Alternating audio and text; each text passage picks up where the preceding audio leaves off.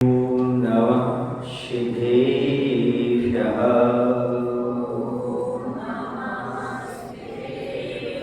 ॐ नमः सिद्धेभ्यः।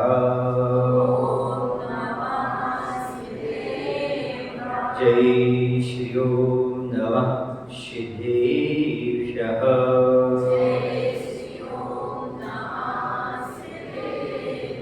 तरण ज्ञान सागर गुरु तारो मुझे ऋषि।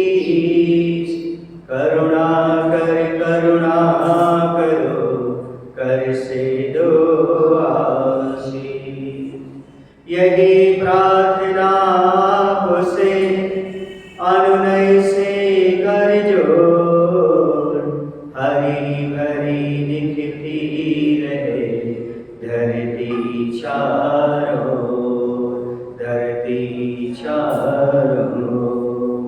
बोले अहिंसा परमो धर्म की। देवाय देव श्री महावीर भगवान की। गुरु नाम गुरु आचार्य श्री ज्ञान सागर जी महाराज की। परमोपकारी आचार्य गुरुदेव भगवान श्री विद्यासागर जी महाराज की।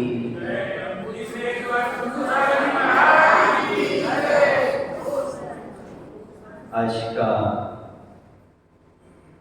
यह पावन दिवस तीनों को उपकारी सिद्ध होता है। आचार्य ज्ञान सागर जी महाराज पर भी उपकार, मुनि विद्यासागर जी पर भी उपकार और हम सब भव्य आत्माओं पर भी उपकार करें। दो बातें तो समझ में आती हैं कि हम सभी पर उपकार हुआ।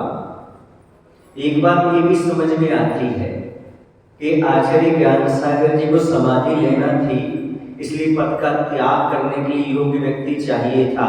ये भी उन्होंने योग्य व्यक्ति खोज लिया और उन्होंने पद का त्याग कर दिया, ये उन पर उपकार हुआ। अगर प्रश्न ये उठता है कि मुनि विद्यासागर जी पर कौन सा उपकार हुआ, क्योंकि जैन दर्शन में पद के लिए अच्छा नहीं माना जाता, मात्र मुनि पद ही सर्वश्रेष्ठ पद कहलाता है। अंत में आचार्य पद छोड़ना पड़ता है, इसलिए तो व्यवस्था की दृष्टि से आचार्य पद होता है, मुख्य तो मुनि पद होता है। तो कौन सा उपकार हुआ मुनि विद्यासागर जी पर? तो मैंने जो सुना है, देखा तो नहीं, शायद आप लोगों ने भी वो प्रसंग नहीं देखा, तो बताते हैं कि मुनि विद्यासागर जी वहां पर बैठे हुए थे। इनके मन में पूरा भाव था कि योग आचार्य पद यदि देना है तो मुनि विद्यासागर जी को देना है, क्योंकि आचार्य ज्ञान सागर जी महाराज दूरदर्शी थे एवं निमित्त ज्ञानी थे। उन्हें पता था धर्म की पताका यदि कोई फहराएंगे तो मुनि विद्यासागर जी। और उन्होंने कहा, क्यों आपने शिक्षा ली, दीक्षा ली, विद्यासागर जी आपने सब कुछ लिया, हाँ, देने का मन नहीं है क्या? अब बताओ, गुरु ये बोले देने का मन नहीं है तो आदमी तो सबको समर्पित कर दे। वो सबको समर्पित किया ही है। गुरु चरणों में रहने के लिए तो आजीवन वाहन का त्याग किया था। उन्हें पता ही नहीं था कि वाहन का त्याग क्या होता है, और ऐसा हुआ उन्होंने आजीवन वाहन का त्याग कर दिया। ब्रह्मचारी विद्याधर जी ने जब वाहन का त्याग किया तो वहां पर ऐसा था, जयपुर आदि में, नशीराबाद आदि में 2-2 किलोमीटर तक दूर आहार के लिए जाना पड़ता था। तो कभी कभी रिक्शा से चले जाते थे, लोग ले जाते थे। तो एक बार ज्ञान सागर जी महाराज ने कह दिया, भाई विद्याधर जी तुम्हारा तो वाहन का त्याग है, तो रिक्शा में क्यों बैठते हो? बोले वाहन का त्याग ऐसा है कि आपको छोड़कर कहीं नहीं जाएंगे।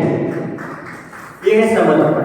इसको छोड़ करके हमें पता नहीं था कि रिक्शा भी वाहन कहलाता, हम तो गाड़ी मोटर इसको रेल ट्रेन को समझते थे वाहन। इसलिए उनका इतना समर्पण। अब ऐसे प्रसंग पर ये पूछा जा रहा है, जिसने सब कुछ समर्पित किया हो, वाहन का त्याग किया हो, हमेशा आपकी सेवा में रहने का संकल्प लिया हो और मुनि बन चुके हो, आपके चरणों में है, अब कहा जा रहा है कि कुछ देना चाहते हो? बोले आप मांगो। बोले गुरु दक्षिणा दे दो। क्या दे दो? बोले देना कुछ नहीं, लेना है गुरु दक्षिणा में। गुरु दक्षिणा लेना होता है। हाँ होता है, ये अद्भुत है, इस युग की अद्भुत घटना है। गुरु दक्षिणा में देना नहीं, क्या होता है? लेना होता है।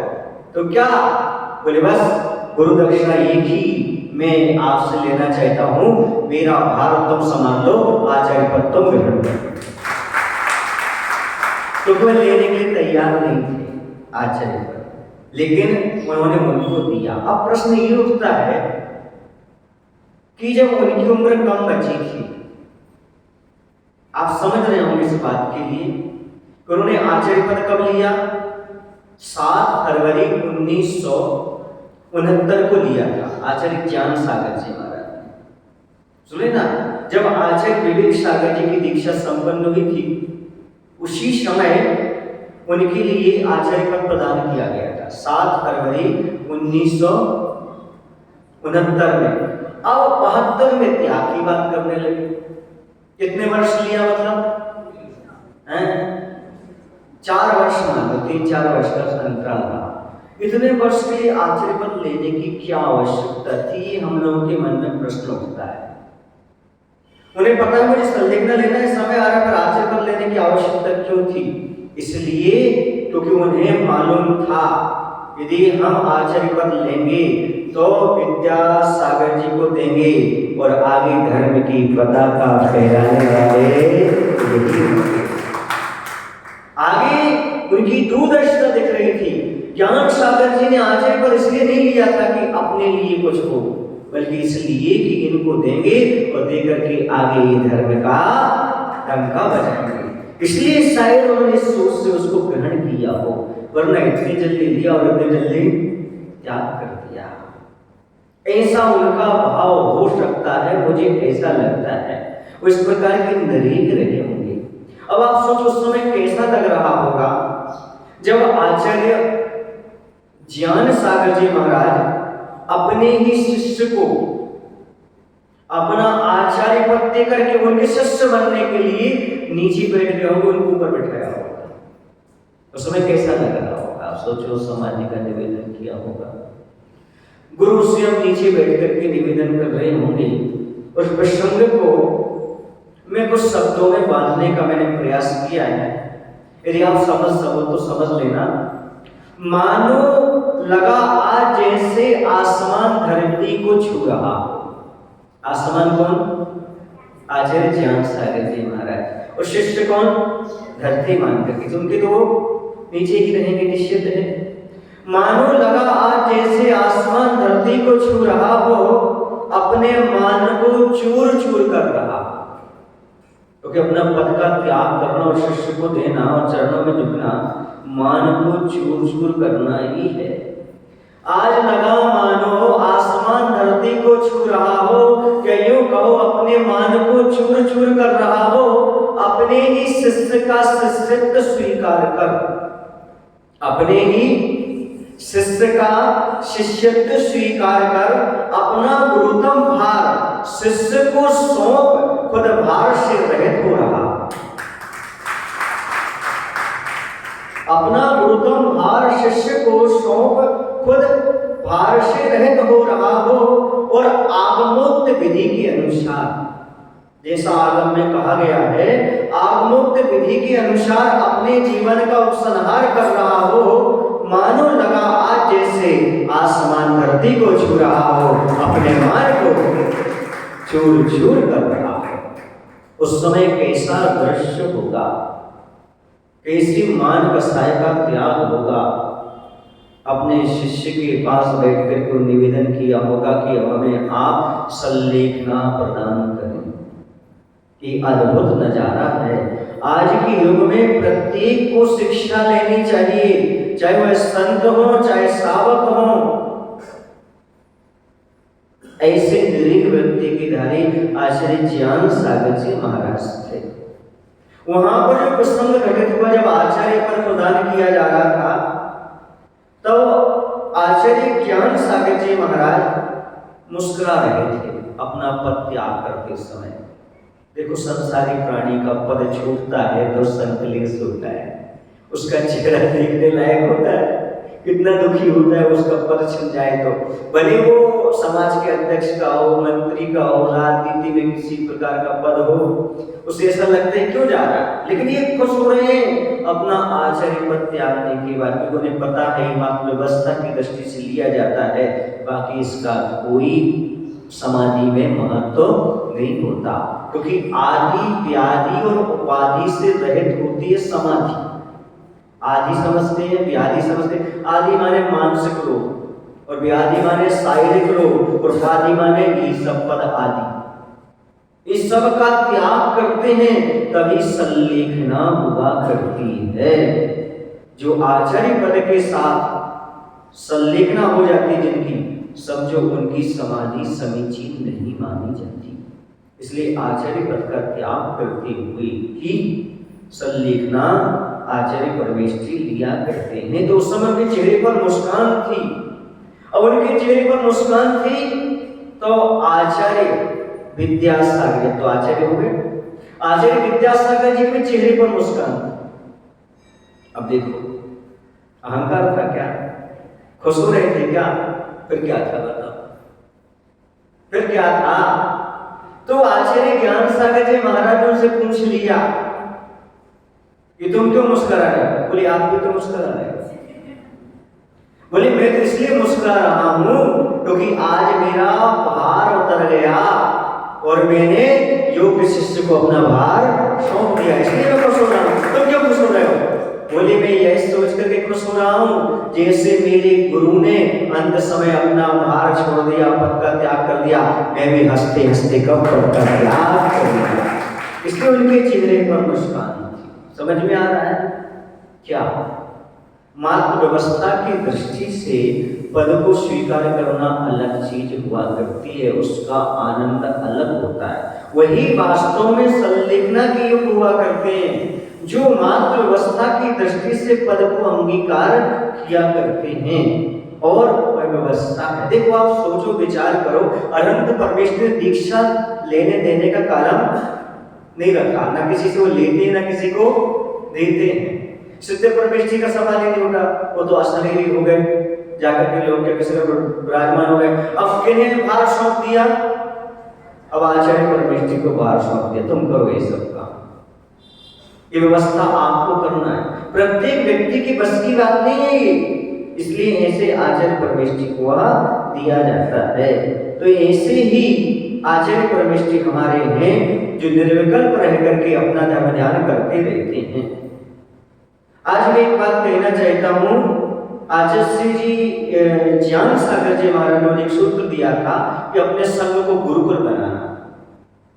तो उन्होंने पूछा, हमने आचार्य ज्ञान सागर जी महाराज को नहीं देखा, चर्चा नहीं सुनी, पर आचार्य भगवत के मुख से जो सुना आपके सामने रख रहा हूं।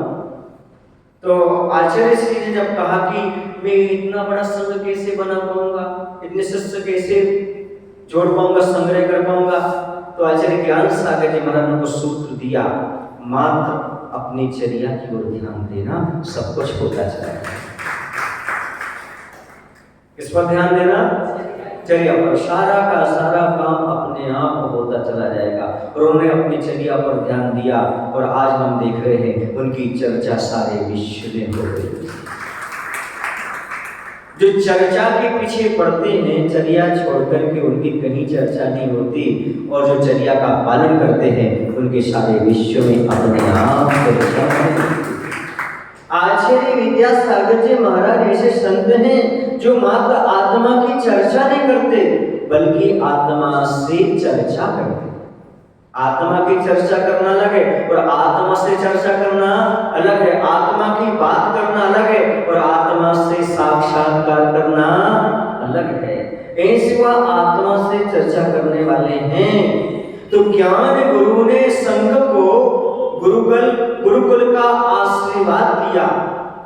ज्ञान गुरु ने संघ को गुरुकुल का आशीष दिया। धर्म प्रभावना का अनुपम सूत्र दिया। धर्म प्रभावना का अनुपम सूत्र दिया, स्वयं का पद प्रदान करके बंधु, स्वयं का पद प्रदान करके बंधु, स्वयं ने अपने जीवन का आगमोक्त विधि से उपसंहार किया, उपसंहार किया। ये महान दृश्य, ये महान संयोजना जिसने देखी होगी उसके नेत्र तो सफल हो गए होंगे, लेकिन आज जो उनके बारे में सुन रहा है उनके कान, उनका जीवन सफल हो जाएगा। और वो तो पुण्यशाली जीव हैं जो शहर पुराना बैठ करके आचार्य गोविंद का अभी भी सानिध्य का लाभ प्राप्त कर रहे हैं, और उनके मुख से और उनके चरणों में वह यह पदारोहण दिवस मना रहे होंगे। क्योंकि बंधो, ये हर किसी का सौभाग्य नहीं होता कि महापुरुषों की, महामुनियों की दीक्षा या आचार्य पदारोहण दिवस का सौभाग्य प्राप्त करें। आप लोगों का सौभाग्य जो आपके लिए इस प्रकार का प्राप्त हो रहा है। अब हम कुछ बातें ऐसी बताते हैं शायद आप लोगों ने अपने जीवन में कभी ना सुनी होगी, शायद सुना दो हम आपको। आचार्य ज्ञान सागर जी महाराज को साइटिका का रोग था। किसका रोग था? देखना कुछ तस्वीरें उनकी ऐसी मिलेंगी, पैर उनका ऐसा है और ऐसे बैठे हुए, तो दर्द रहता था। तो एक बार किसी ने अपने आचार्य भगवंत अर्थात विद्यासागर जी महाराज से कहा, महाराज घुटनों में बहुत दर्द रहता है, हम सामयिक बैठ करके अच्छे से नहीं कर पाते। तो आचार्य जी दबा दिया। ज्ञान सागर जी महाराज को बहुत दर्द था साइटिका का, लेकिन वो 2 घंटे 2.5 घंटे तक लगातार सामयिक करते रहे। 2 घंटे 24 मिनट तक उत्कृष्ट सामयिक करते रहते थे। इतनी उम्र में भी कभी कभी हम लोग आचार्य से पूछा करते थे, क्योंकि आपको पता है बड़े एकदम तो बोलते नहीं है, जब तक उनको छेड़ो नहीं। तो हम लोग का एक इरादा रहता था, जब कभी ज्ञान सागर जी महाराज या कोई उनके जीवन का प्रसंग होता था तो हम लोग छेड़ देते थे, ताकि हम लोगों को उनकी कुछ न कुछ जानकारी प्राप्त होती रहे। तो ज्ञान सागर जी महाराज के बारे में बार बार पूछ रहे थे, तो आचार्य से कहते हैं तो लोग तो बहुत बोलते हो, हम तो आचार्य ज्ञान सागर जी से बोल ही नहीं पाते थे। तो हमने कहा आपको हिंदी कहाँ आती थी जो बोल पाए? आपको हिंदी नहीं आती थी? तो आचार्य से बोलते हाँ ये बात सही है। देखो देखो कैसे उनको उकेरा जाता है समझने के लिए।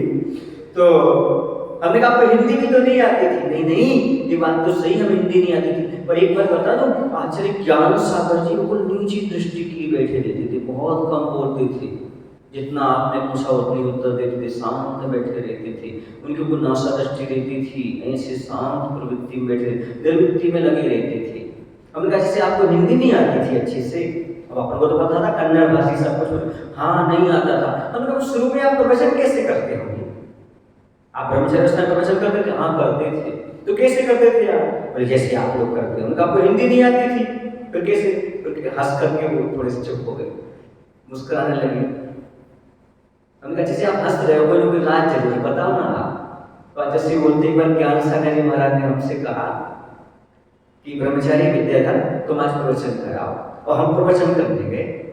जब प्रवचन करने के लिए गए, राजस्थान की बात है, तो वहां पर एक बताती कहानी आती है कि एक कोई व्यक्ति चोर था, उसने कहा जैनी के मंदिर से निकलो तो वहां शास्त्र सभा होती है, कभी सुन मत लेना, कान में अगली डाल लेना। क्या डाल लेना? वहां की आवाज सुनाई ना दे आपको। तो बोले मुझे तो हिंदी आती थी नहीं, तो मैं आपको कान बोल देता था, कान को। तो मैंने कह दिया कि वहां से एक सज्जन निकल रहे थे, तो उन्होंने बता दिया उनको कि अपने आंख में अगली डाल देना ताकि सुनाई ना दे। और सब लोग हंसने लगे, मुझे समझ में दिया हंस क्यों रहे? तो मैंने आचार्य ज्ञान सागर जी महाराज से बोला कि वो लोग हंस क्यों रहे थे? बोले तुमने कान की जगह आंख बोल दिया था। ऐसी हिंदी थी उनकी। अब देखो, लेकिन ये तो शायद आपने कहीं प्रसंग सुना है, नहीं सुना। तो आचार्य की ऐसी हिंदी थी, लेकिन देखो गुरु की सेवा का परिणाम, चारित्र की निर्मलता का परिणाम, आज उन्होंने ऐसा हिंदी साहित्य को मुखमाटी ग्रंथ दे दिया जिस पर कई पीएचडी हो रही है, तो कॉलेज में जिसका सिलेबस चल रहा है, पाठ्यक्रम में आ गया। ये क्या चीज है? आप सोचो समझो, जिन्हें और आंख और कान हिंदी में समझ में नहीं आता था। इसलिए मैं कई बार कहता हूँ, देखो आचार्य ज्ञान सागर जी महाराज की इतनी सेवा की उन्होंने, संलेखना के समय इतनी सेवा की, बताते हैं गर्मी के समय भी कमरे के अंदर रहते थे, उनको साइटिका का दर्द था तो बाहर रहते नहीं थे ज्ञान सागर जी महाराज। तो ये भी इतनी गर्मी में भी ज्ञान सागर जी महाराज रात भर जग करके बैठे रहते थे। बताते इतनी सेवा करते थे वो ज्ञान सागर जी महाराज की, जैसे आज करोड़ों की संपत्ति दे दो तो भी एक बेटा नहीं कर सकता। तो मैं यही कहता हूं कि आत्मज्ञान यदि प्राप्त होता है तो ना तो तर्क वितर्क से प्राप्त होता है, ना तो शास्त्रार्थ करने से होता है, और ना अन्य कोई प्रशिक्षण से प्राप्त होता है, बल्कि आत्मज्ञान तो प्राप्त होता है तो मात्र गुरु की सेवा करने से प्राप्त होता है। जो गुरु की सेवा करते हैं उन्हें इस प्रकार का आत्मज्ञान प्राप्त होता चला जाता है। ऐसे गुरुदेव के बारे में हम क्या कहें, जो हमेशा ज्ञान ध्यान तप में लीन रहते हैं, जो हमेशा ज्ञान ध्यान तप में लीन रहते हैं, जो हर प्राणी के सब कष्टों को हरते हैं। ऐसे वीतरागी गुरुदेव को बंधो, इस प्रसंग पर हम सभी मिलकर आज वंदन करते हैं, हम सभी मिलकर आज वंदन करते हैं।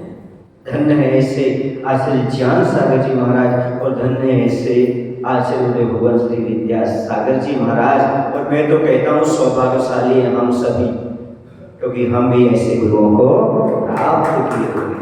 धन्य है अपना जीवन भी। एक और मुझे प्रसंग याद आ रहा है, उस समय सोनी जी की नसिया में आचार्य जी विराजमान थे, राजस्थान की ही बात है। तो विदेशी लोग वहां पर जयपुर आदि आते रहते हैं घूमने के लिए, तो ज्ञान सागर जी महाराज के दर्शन करने के लिए वो आ गए। जैसे भी वर्तमान में खजुराहो में चतुर्मास हुआ था ना, 18 में हुआ था, हाँ, तो वहां पर जो विदेशी लोग आते थे आचार्य के पास, ऐसे वहां पर आए ज्ञान सागर जी के पास। तो वहीं पर भागचंद जी सोनी जी भी खड़े थे, और एक विदेशी ने आकर के बॉटल चढ़ा दी। बॉटल समझते हो आप? अब तो विदेशी लोग क्या लेकर के आए, और बॉटल ला करके ज्ञान सागर जी महाराज के यहाँ सब लोग द्रव्य चढ़ा रहे थे, श्रीफल वगैरह, उसने बॉटल चढ़ा दी। ज्ञान सागर जी महाराज ने हंस करके उसको आशीर्वाद दे दिया, और विदेशी तो चला गया। अब सोनी जी मजाक में बोलते हैं ज्ञान सागर जी महाराज से, महाराज श्री क्या मुझे भी कल से द्रव्य बदलना पड़ेगी? इतना अच्छा आशीर्वाद दिया। तो आचार्य ज्ञान सागर जी महाराज कितने सरल थे, बोले देखो आप लोग अपने अपनी प्रिय चीज चढ़ाते है ना, उसकी प्रिय चीज वो थी, वो चढ़ा करके चला गया। और श्रद्धा देखी जाती है, क्या चढ़ाया है देखा जाता है, इतने सरल थे। आचार्य ने एक बार बताया कि वे ब्रह्मचारी विद्या, मतलब ब्रह्मचारी अवस्था में जब वो थे, तब एक बार के प्रसंग है, आहारचर्या संपन्न हो रही थी, तो प्रगान हो गया। प्रगान होने के बाद उच्चासन पर विराजमान हो गए। अब क्या हुआ कि द्रव्य सजा दी, द्रव्य अच्छे से सजाए इन लोगों ने, लेकिन नैवेद्य रखना भूल गए, और एकदम चढ़ाते चढ़ाते वहां पर कुछ नहीं देखा, तो थाली रखी हुई थी, उन्होंने रोटी का टुकड़ा तोड़ा, जो सज्जन पूजन कर रहे थे, और रोटी का टुकड़ा चढ़ा दिया, नैवेद्य में पान दी। आचार्य ज्ञान सागर जी महाराज मुस्कुराए। इतने सरल, मतलब उन्होंने कहा इतने सरल परिणामी और इतने उत्कृष्ट ज्ञानवान होने के बाद, सोचो आज ज्ञान होने के बाद अहंकार उत्पन्न हो जाता है, और उनके पास किसी प्रकार का कोई अहंकार नहीं था। ये छुई पहली आपके सामने रख रहा हूं, तो शायद आपने टीवी आदि पर नहीं सुन पाया होगा अन्य लोगों से। एक और मैं आपके सामने प्रसंग रख रहा हूं। आचार्य ज्ञान सागर जी ने अपने जीवन काल में लगभग 28 ग्रंथ रचित किए, लेकिन जो भी महाकाव्य संस्कृत में लिखे हैं वो सब ब्रह्मचारी अवस्था, बुरामल की अवस्था में लिखे। काशी के विद्वान पंडित थे, बनारस में उन्होंने वहां पर संस्कृत विद्यालय में अध्ययन किया। तो उस समय की बात यह है कि वह कुछ कागज उठाते थे, उसमें लिख करके रख के चले जाते थे।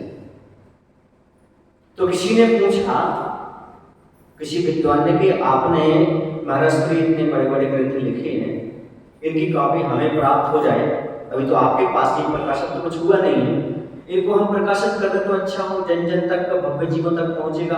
आप इतना सब लिखते रहते हैं, इन सबको हमारे पास तो भेजो, क्योंकि सच्चे साधु की एक पहचान होती है, वो लिखकर रख देते हैं, जिसको छपाना छपा दो, किसी से कहते नहीं। कोई निवेदन करे तो हाँ भाई कर दो, नहीं कर दो, नहीं कर दो।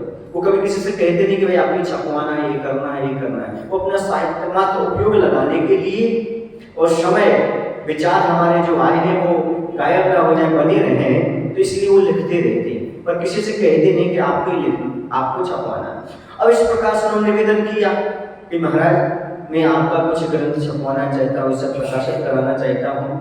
तो देखिए आचार्य ज्ञान सागर जी महाराज ने उसमें क्या उत्तर दिया।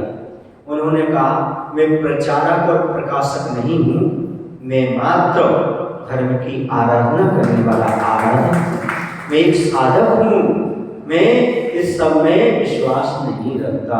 इस प्रकार की उनकी भावना थी। आचार्य ज्ञान सागर जी महाराज की एक अंतिम प्रसंग सुना करके अपनी वाणी को विराम देता हूँ। वह प्रसंग ऐसा है, एक बार की बात है,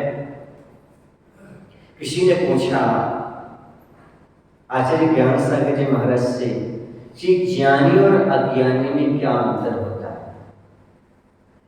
बहुत कठिन है ये पहचान पाना कि ज्ञानी और अज्ञानी किसे कहते हैं। हम दूसरे को ज्ञानी और अज्ञानी कह सकते हैं, और स्वयं का आकलन कैसे करें कि हम ज्ञानी हैं कि अज्ञानी हैं। सही ज्ञानी तो वही है जो अपने आप के अज्ञान का अनुभव कर सके, अपने आप को अज्ञानी की कोटि में रख सके।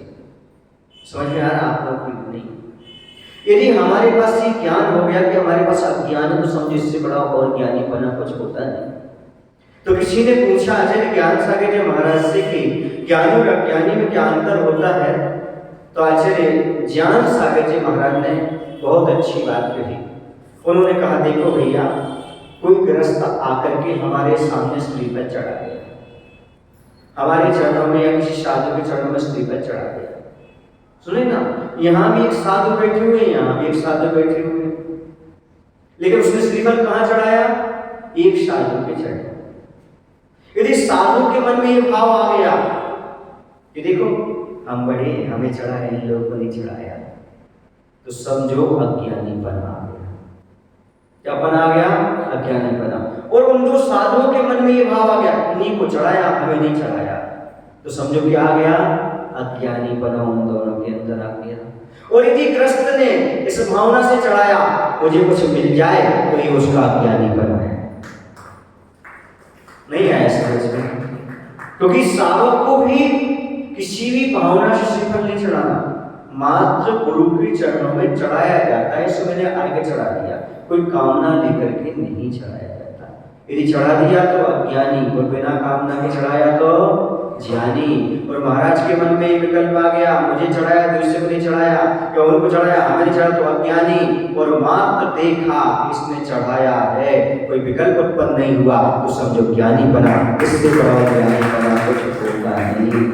ये बात छोटी है, लेकिन जीवन में बहुत कुछ शिक्षा दी जाती है। तो अपने जीवन में इस चीज को समझने का प्रयास करें। अंत में मैं 4 पंक्तियां बोल करके अपनी वाणी को विराम दे रहा हूँ।